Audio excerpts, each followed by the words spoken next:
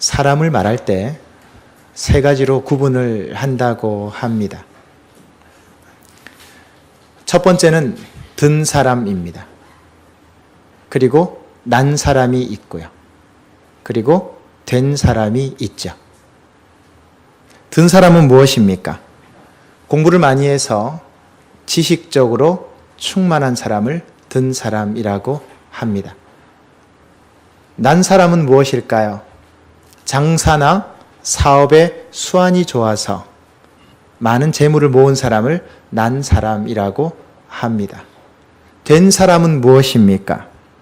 된 사람은 인격과 덕에 있어서 됨됨이를 잘 갖춘 성품이 좋은 사람을 된 사람이라고 하죠. 그래서 든 사람, 난 사람, 된 사람 이렇게 구분을 합니다. 오늘날 시대는 든 사람, 난 사람은 많은데 좋은 성품과 인품을 갖춘 좋은 됨됨이를 갖춘 든 사람, 된 사람이 드물다라고 말을 하죠. 또 한 부류의 구분법이 있습니다. 세상에서 가장 무서운 사람이라고 하는 세 가지 사람의 유형이 있다고 합니다. 첫 번째 유형의 사람은 이야기 한 번 듣고 결론 내는 사람입니다. 한쪽의 이야기만 듣고 결정해 버리는 사람입니다. 이런 사람은 실수할 가능성이 상당히 많아지죠. 한쪽 말만 듣고 판단하기 때문입니다. 두 번째 무서운 사람이 뭔지 아십니까? 책 한 권 읽고 그 책에 나오는 내용이 전부인 줄 아는 사람입니다. 그 책에서 읽은 내용이 진리이고 기준이 되는 것처럼 생각하지만 세상이 그런가요? 그렇지 않죠. 또한 부류의 무서운 사람이 있습니다. 은혜를 받았는데 그 받은 은혜가 마치 전부인 줄로 아는 사람입니다. 이 사람은 신앙의 성장을 기대하기가 어렵습니다. 이 세 부류의 사람의 공통점이 뭘까요? 한쪽으로 치우쳐 있다라고 하는 점입니다. 성경도 마찬가지입니다. 신약만 알면 안 되죠? 구약도 알아야 합니다.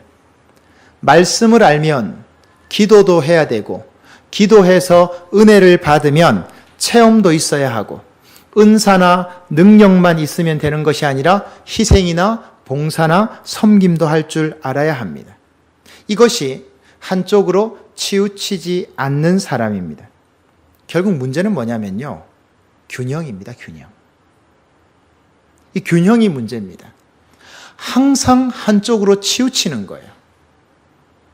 이것을 한자로 뭐라고 합니까? 중용이라고 합니다.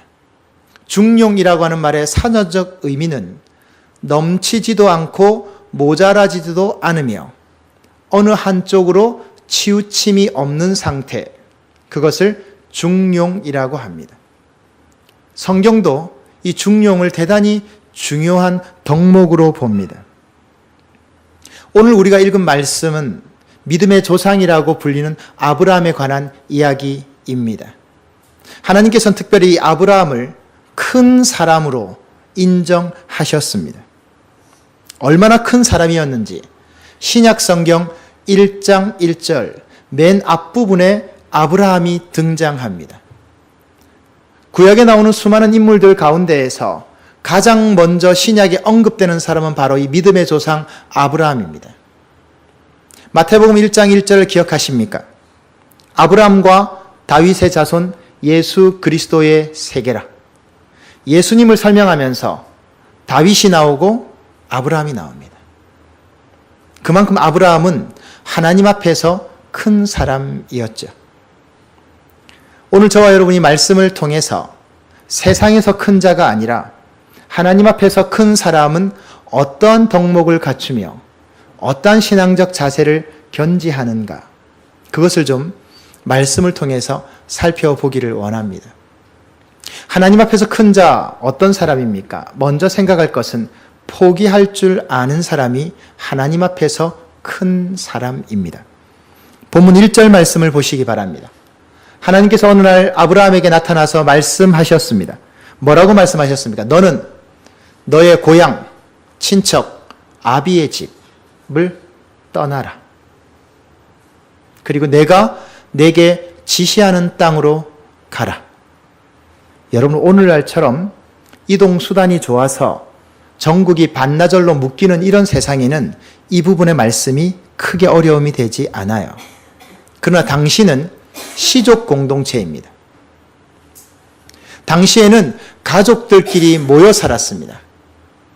그래서 그 가족들 안에서 재산을 형성하고 관계를 형성하고 살아갔기 때문에 하나님께서 만약에 아브라함에게 너의 본토, 고향, 아버지, 친척을 떠나라는 말은요, 자칫하면 모든 것을 잃을 수 있는 겁니다. 시족을 떠나서 어떻게 산단 말입니까? 당시에는 상상할 수 없는 일이었죠. 왜 하나님께서 그러면 아브라함에게 고향과 친척과 아버지 집을 떠나라고 그랬을까요? 그것은 앞장을 살펴보면 알 수 있습니다. 앞장이 11장 27절과 28절 말씀에 보면 아브라함의 고향이 어디냐면 갈대아 우르입니다. 이 갈대아 우르라는 지역인데 이 지역이 사실은 어떤 지역이냐면요. 여러분 바벨탑 사건 아시죠? 이 바벨탑을 쌓았던 곳이 이 갈대아 우르 지역입니다.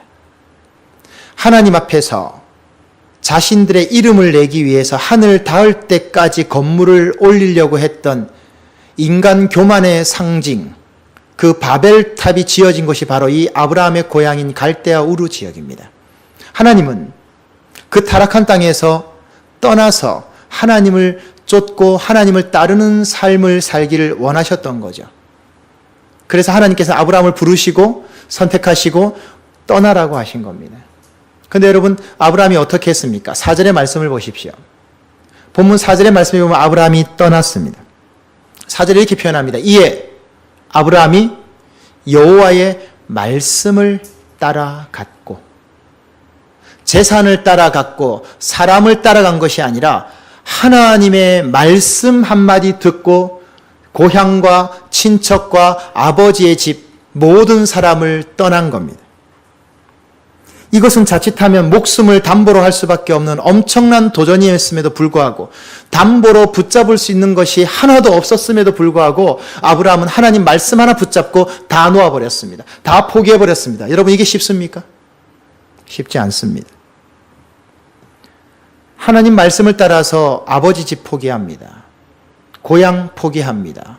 친척 포기합니다. 재산 포기했습니다. 다 포기하고 말씀 하나 붙들고 떠난 겁니다. 하나님이 이 부분을 크게 보시고 아브라함을 믿음의 조상으로 삼으신 겁니다. 포기해야 할 때 포기하지 못하고 붙들고 있는 것처럼 아름답지 못한 모습은 없습니다. 아름답지 않습니다. 내려놓아야 할 때 내려놓아야 합니다. 물러나야 할 때를 알고 서야 할 때를 알아야 합니다. 박수 칠 때 떠나라고 그러죠. 그죠? 그런데 사람들 대부분이 그것을 잘 하지 못합니다.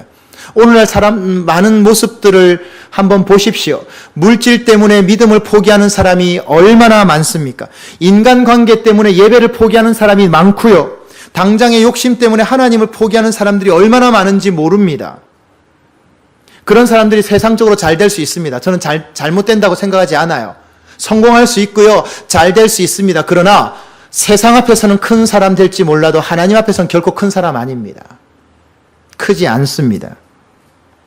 아브라함이 하나님 앞에서 큰 사람이 될 수 있었던 이유는 그가 하나님 말씀 하나 붙잡고 모든 것을 내려놓았기 때문입니다. 결국은 포기할 줄 아는 사람이 큰 사람인 거죠. 저는 여러분들께 이 모습을 통해서 여쭤보기를 원합니다. 지금 내가 절대로 포기하지 못한다 라고 붙들고 있는 건 뭡니까? 다른 건 다 포기할 수 있는데 하나님, 이것만은 절대로 포기할 수 없어요. 내가 지금 집착하고 있는 건 무엇이죠? 다른 건 다 내려놓겠는데 주님, 이건 절대로 내려놓지 못하겠습니다 라고 하는 건 뭡니까? 그거 내려놓아야 합니다. 어떤 희생과 어떤 손해를 보더라도 하나님보다는 중요하지 않죠. 내려놓지 못한다는 말은, 포기하지 못하겠다는 말은 하나님보다 그게 더 중요하다는 뜻입니다. 그래서 집착을 뭐라고 그러죠?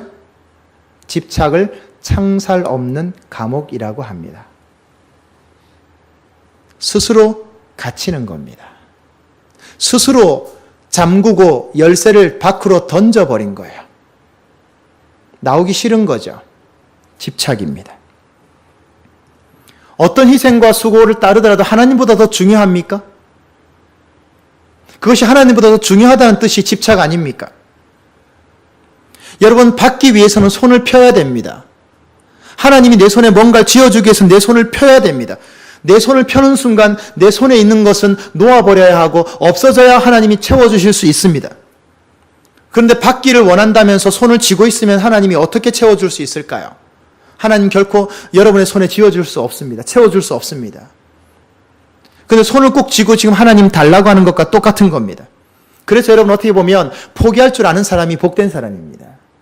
내려놓을 줄 아는 사람이 복된 사람이고 물러설 줄 아는 사람이 복된 사람입니다. 반대로 역설적으로 하나님 앞에 포기하는 사람이 복받는 사람이죠. 아브라함은 그것을 보여줍니다. 여러분, 아브라함이 본토 친척 아비집을 다 떠났습니다. 거지가 되었습니까? 아닙니다. 아브라함은 거부가 되었습니다. 사실은. 그게 하나님께서 우리들에게 던져주시는 도전이죠. 아브라함과 같이 포기할 수 있고 내려놓을 수 있고 물러날 수 있고 그 모든 포기와 물러남과 내려놓음 가운데 하나님의 말씀만을 붙잡을 수 있는 여러분의 믿음이 되셔서 주 앞에 큰 사람으로 인정받게 되시기를 간절히 축원드립니다. 하나님 앞에서 큰 사람 어떤 사람입니까? 순종하려는 사람입니다. 여러분 이 단어를 잘 보셔야 합니다. 순종하는 사람이 아니라 순종하려고 하는 사람이라는 점입니다. 방금 우리가 1절 말씀을 보았죠. 떠나라고 해서 아브라함이 떠났습니다. 그런데 여러분 완전히 떠난 것은 아닙니다. 4절 말씀을 보십시오. 4절 말씀에 보면 아브라함이 하나님의 말씀을 듣고 떠나는 장면이 나오는데 하나 묘한 장면이 나옵니다. 고향집 떠났죠. 부모 떠났습니다. 근데 하나 안 떠났습니다. 무엇을 못 떠났죠? 친척은 떠나지 못했습니다. 왜냐하면 누구와 함께 갔습니까? 조카 롯을 데리고 갑니다. 하나님은 분명히 말씀하셨습니다. 아버지 집, 고향집, 친척 다 떠나라고. 그런데 아브라함이 딱 하나 자기의 조카 롯은 데려갑니다. 왜 데려가는지 아십니까, 여러분? 사라가 불임이기 때문에 본인의 대를 이을 후계자로 조카 롯을 데리고 간 겁니다, 사실은. 나중에 조카 롯이 떠나면서 누구를 세우죠? 그의 종 엘리에셀이라고 하는 종을 세우죠. 그랬다가 나중에 99세에 이스마엘, 오늘 오후 예배 때 이제 인물편에서 보게 될 이스마엘이 태어나고 서자로 태어나면서 집안에 갈등이 생기기 시작하고 100세 때 정실 부인의 아내, 정실 부인의 자식인 이삭이 태어나면서 집안이 내분에 휩싸이게 되죠. 아브라함은 떠나면서도 계산하고 떠났습니다. 내 뒤를 이을 조카가 필요하다. 내 부인이 불임이기 때문에. 그 계산하고 조카 롯을 데리고 떠났습니다. 친척은 떠나지 못한 거예요. 하나님 말씀 다 못 지킨 거예요. 5절 말씀도 보세요. 하나님께서는 사실은 길을 떠나면서 가나안으로 인도를 하셨는데 바로 가나안 땅에 들어간 것이 아니라 어디로 갔습니까? 하란 땅으로 갑니다. 이 하란이 지금 어디냐면 터키 지역인데 터키와 시리아의 국경 지역에 있는 접경 지역입니다. 가나안, 이스라엘에서 좀 멀죠? 지금 이스라엘 땅에서? 그리 먼저 갔습니다. 여러분 가나안 땅으로 바로 들어가지 않았어요. 자, 여러분 두 가지나 불순종한 거예요. 조카 데리고 갔어요. 가나안 땅으로 바로 가지 않았어요. 하란 땅 들렀다가 들어갔어요.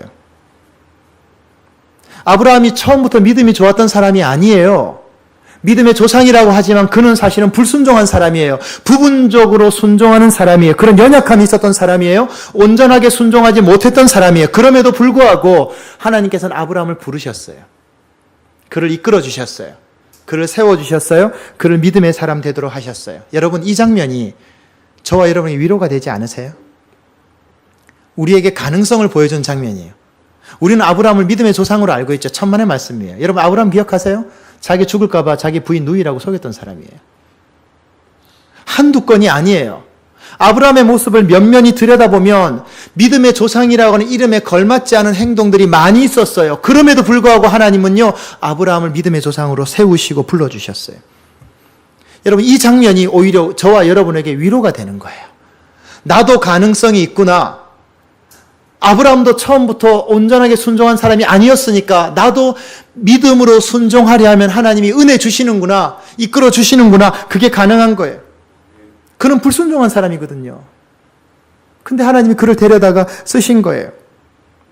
여러분, 지금 부족한 내 모습에 낙심하지 마십시오. 아, 내 믿음이 정말 왜 이렇게 형편없을까? 내 삶이 왜 이렇게 형편없을까? 우리 집이 왜 이렇게 어려울까?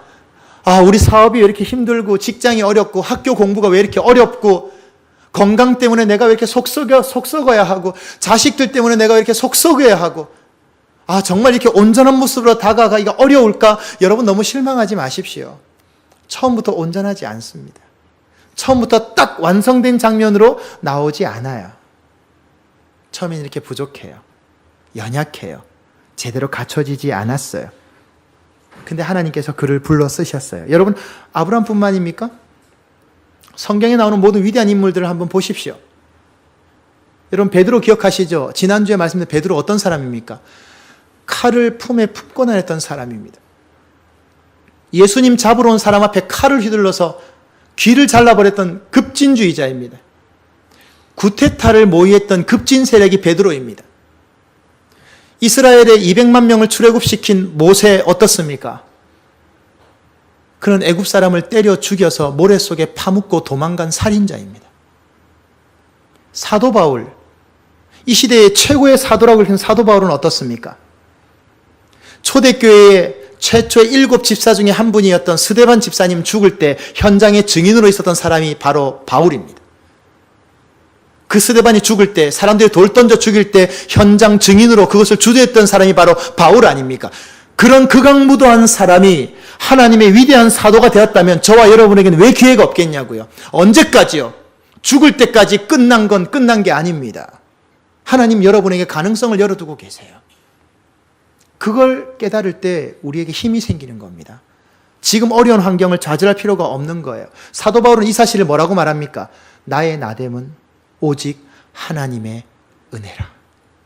여러분, 얼마나 정확한 고백입니까? 나의 나됨은 내가 잘나서가 아니라 내가 지금 이 모습이 된 것은 오직 하나님의 은혜라고 하는 거예요. 그래서 저와 여러분에게는 가능성이 있습니다. 조금 힘드시죠? 뜻대로 잘 안 되시죠? 여러분, 너무 실망하지 마십시오. 하나님 여러분을 이끌어 가십니다. 하나님 여러분 세워 가십니다.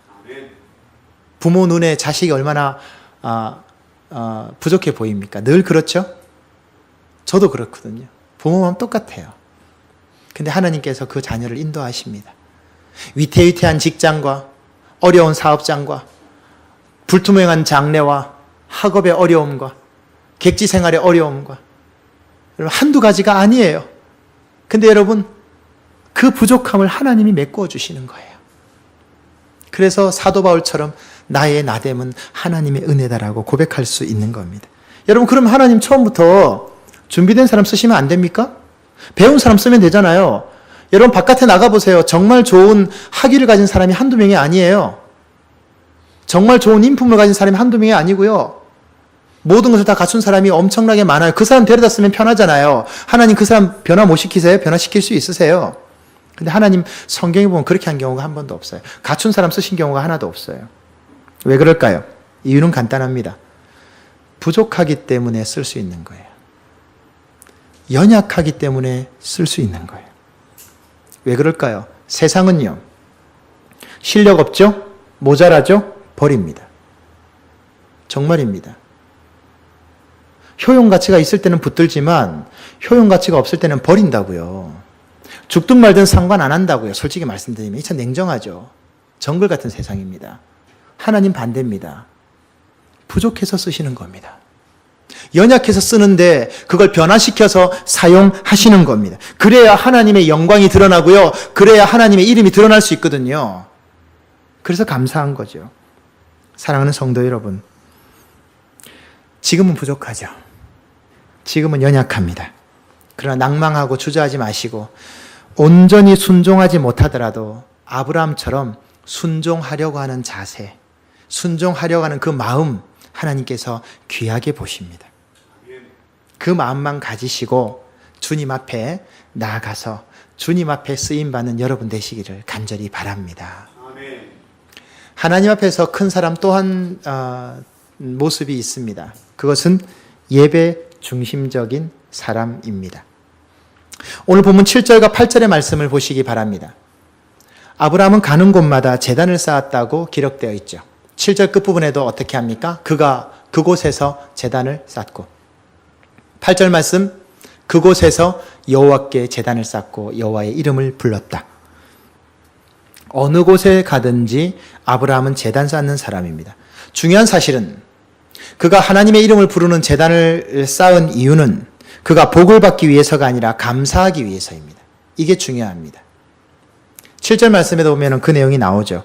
하나님이 나에게 나타나신 것에 대해서 감사하기 위해서 하나님 앞에 제단을 쌓은 겁니다.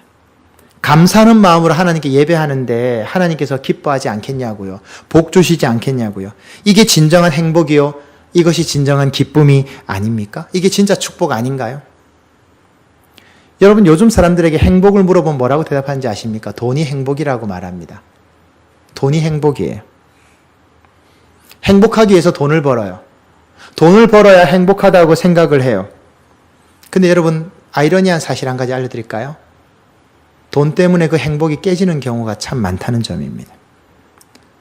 불행하게 되는 경우가 굉장히 많습니다. 미국에 이민가 있는 한인 사회에 그런 통계조사 나온 걸 본 적이 있습니다. 여러분 미국은요 굉장히 평등한 나라죠. 그래서 남자와 여자 사이에도 특별히 임금의 격차가 많이 없습니다. 실력이 좋고 재능이 탁월하면 오히려 남자보다 여자가 더 많이 받아요. 한국처럼 유리천장이라는 단어가 존재하지 않습니다. 미국은 실력 따라갑니다. 재능이 있고 출중하면 출세할 수 있어요. 한국인들이 미국에 가잖아요. 부부간에 같이 돈을 벌어요. 근데 부인이 더 일을 잘하죠. 그럼 더 많이 받아요. 더 많이 벌 수 있어요. 미국은 그런 사회니까요. 돈을 많이 벌면 그 가정이 행복해야 되잖아요. 근데 정말 아이러니한 게 돈을 벌면 부부간에 불화가 생긴다는 점입니다. 왜 그럴까요? 간단합니다. 내가 돈을 버니까 수입이 들어오니까 남편에게 의지할 필요가 없는 거예요. 남편에게 기댈 필요가 없게 되는 거예요. 경제적으로 자립하니까 남편과 같이 살 이유가 없는 거예요. 행복하기 위해서 돈을 버는데 돈이 들어오니까 남편이 다르게 보이는 거예요. 가족이 다르게 보이기 시작하는 거예요. 경제적으로 자립이 되었는데 남편이 왜 필요해요? 너무 무섭습니까? 현실입니다. 그래서 여러분 미국에 있는 한인 사회 이혼율이 한국 사회 평균 이혼율보다 훨씬 높다는 사실 아십니까? 그래서 많이 이혼합니다.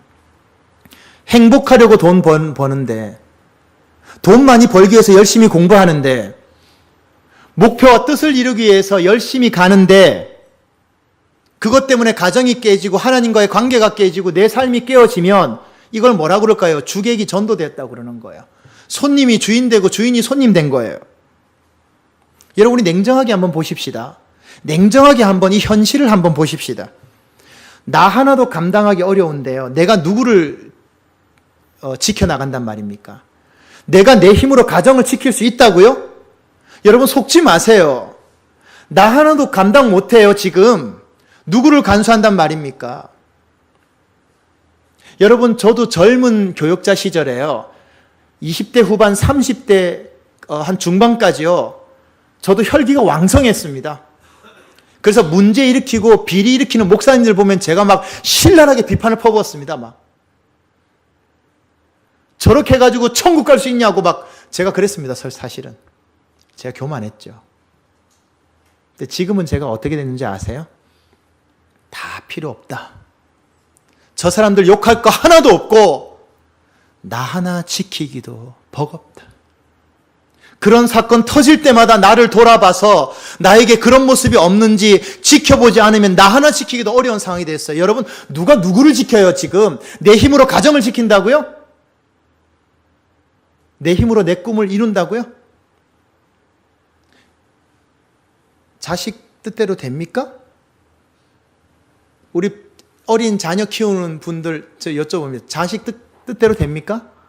안 됩니다. 커서도 뜻대로 된다고 커서는 더 안 됩니다.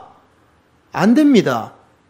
내 삶이 내 뜻대로 된다고요? 속지 마세요. 아니에요. 천만의 말씀이에요. 안 된다고요. 흔들리지 말아야지 한다고 안 흔들립니까? 싸우지 말아야 된다고 안 싸웁니까? 욕하지 말아야지 하면서 욕 안 합니까? 화내지 말아야지 하면서 화 안 냅니까? 아니라고요.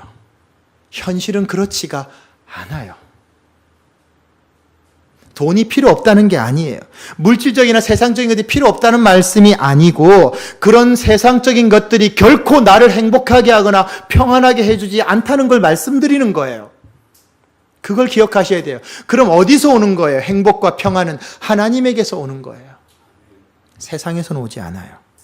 오직 하나님을 아브라함처럼 중심에 딱 모시고 있을 때 어떤 상황에도 흔들리지 않는 거예요. 자식을 중심에 두고 있으니까 자식이 흔들리니까 내가 흔들려 버리는 거예요. 돈에 중심을 두고 있으니까 돈이 흔들리면 나도 흔들려 버리는 거예요. 내 꿈에 내 중심을 갖다 놓으니까 꿈이 흔들리면 나도 흔들리는 거고요. 공부하는 것에 내 중심을 갖다 놓으니까 공부가 흔들리면 나도 흔들리는 거라고요. 하나님을 중심에 놔보세요. 하나님이 흔들리는 분이십니까? 하나님은 영원한 반석입니다. 하나님이 흔들리지 않기 때문에 내가 흔들리지 않는 거죠. 내가 흔들린다는 말은 하나님 아닌 다른 것에 나를 묶어 놓았다는 뜻입니다. 어렵게 볼 필요가 하나도 없습니다. 결국 진정한 행복은 하나님이 주시는 거예요. 사랑하는 성도 여러분, 하나님이 인정하시는 사람의 기준은 세상과 다릅니다. 세상의 기준이 하나님 앞에 통하지 않습니다. 그러나 하나님 앞에서 통하는 기준은 세상 앞에서도 통합니다. 하나님이 높이시겠다는데 누가 감히 낮출 수 있습니까? 하나님이 쓰시겠다는데 누가 막을 수 있냐고요. 그러나 세상이 쓴다 그러면 하나님이 막을 수 있습니다. 여러분, 우리가 하나님 앞에 큰 사람 되십시다. 하나님 앞에 인정받는 사람 되십시다. 포기할 줄 아는 사람, 순종하지 못하지만 순종하려고 몸부림치는 사람, 내 삶의 중심이 하나님 앞에 예배 중심으로 서 있는 사람, 그 사람 하나님 앞에 큰 사람이요. 그것이 반복될 때, 때가 되면 하나님께서 그 사람을 반드시 들어 쓰십니다. 어떠한 경우에도 소망을 잃지 마십시오. 하나님은 여러분을 부르셨습니다. 그리고 하나님 여러분 세우셨습니다. 그 하나님께서 여러분을 반드시 사용하실 것입니다. 이 믿음의 소망을 품고 주님 안에서 달려갈 수 있는 여러분의 귀한 삶이 되시기를 주님의 이름으로 축원드립니다.